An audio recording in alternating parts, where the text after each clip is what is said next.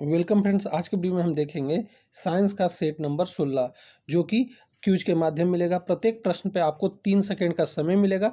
उस समय अंतराल में ही आप प्रश्नों का आंसर करेंगे और वीडियो के अंत में जरूर बताएंगे कि आपके कितने प्रश्न सही हो रहे हैं और साथ ही साथ इस वीडियो को लाइक भी करते चलेंगे। तो चलिए मैं इस वीडियो को शुरू करता हूँ। हमारा पहला प्रश्न है, कौन सी गैस नोबेल गैस है? तो यह है हीलियम। हमारा अगला प्रश्न है, पास्कल इकाई है? तो यह दाब की इकाई है। हमारा अगला प्रश्न है, किलोवाट घंटा मात्रक है? तो यह मात्रक है विद्युत ऊर्जा का।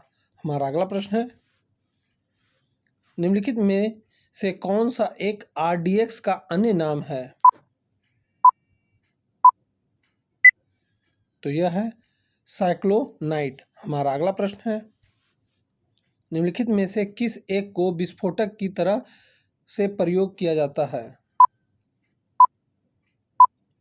तो यह किया जाता है नाइट्रोग्लिसरीन का।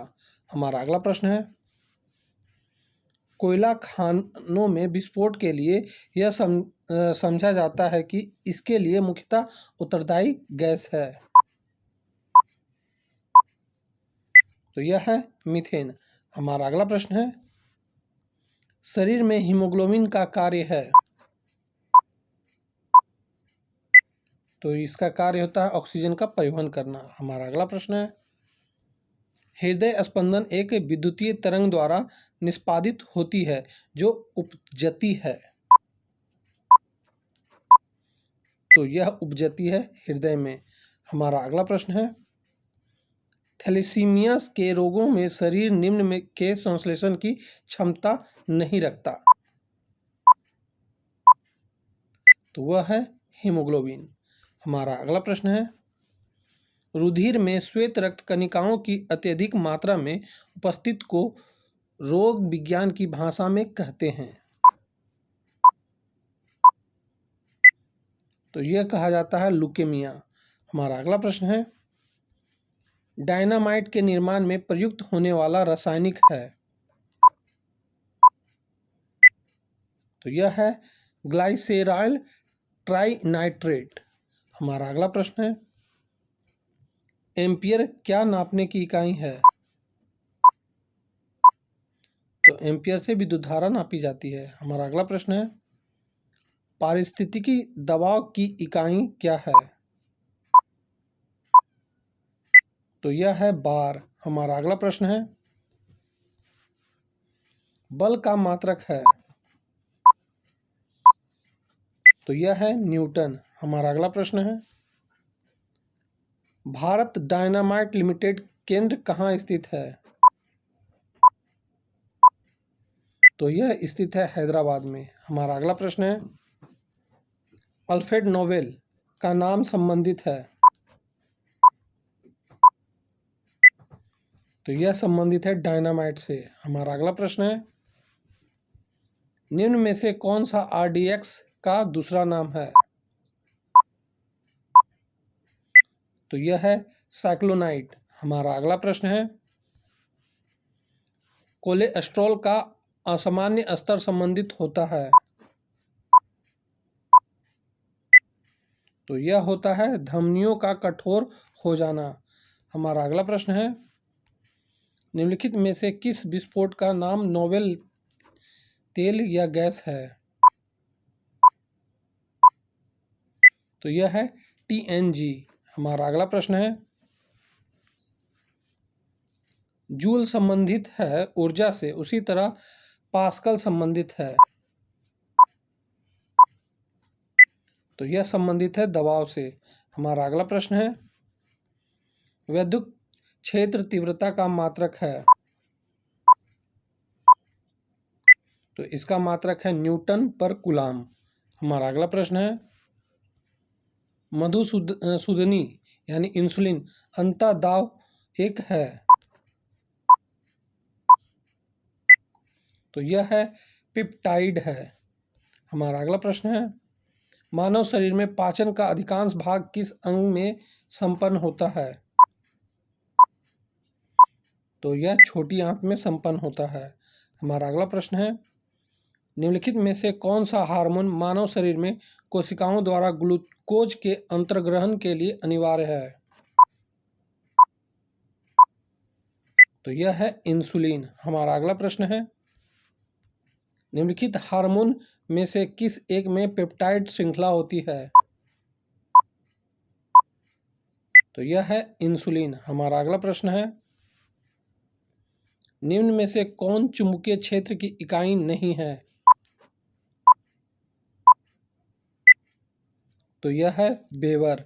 हमारा अगला प्रश्न है, निम्नलिखित में से किसे 1500 डिग्री सेंटीग्रेड से अधिक ताप मापने हेतु प्रयोग में लाया जा सकता है? तो यह है पायरोमीटर। हमारा अगला प्रश्न है, पायरोमीटर का प्रयोग करते हैं तो इसका प्रयोग किया जाता है तापक्रम नापने में।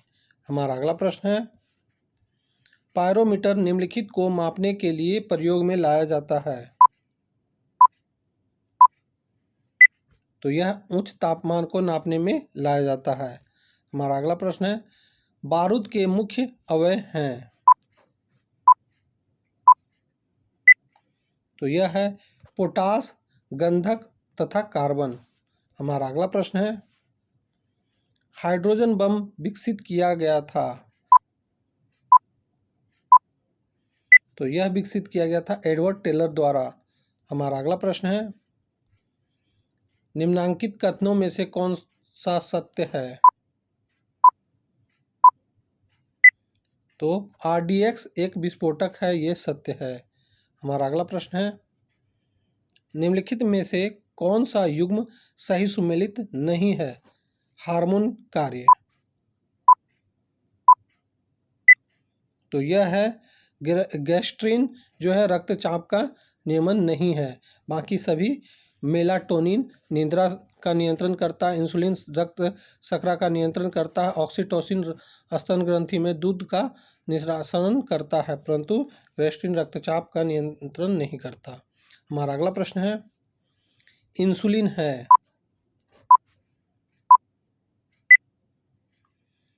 तो यह है प्रोटीन। हमारा अगला प्रश्न है, किस हार्मोन द्वारा पादपों में प्रकाशनुवर्ती संचलन नियंत्रित किया जाता है? तो यह किया जाता है ऑक्सिन के द्वारा। हमारा अगला प्रश्न है, जैविक सिस्टम में रासायनिक में क्रिया की प्रक्रिया को तेज करने में उत्तरदायी पदार्थ है? तो यह है एंजाइम। हमारा अगला प्रश्न है, टेट्रा इथाइल लेड पेट्रोल में मिलाया जाता है?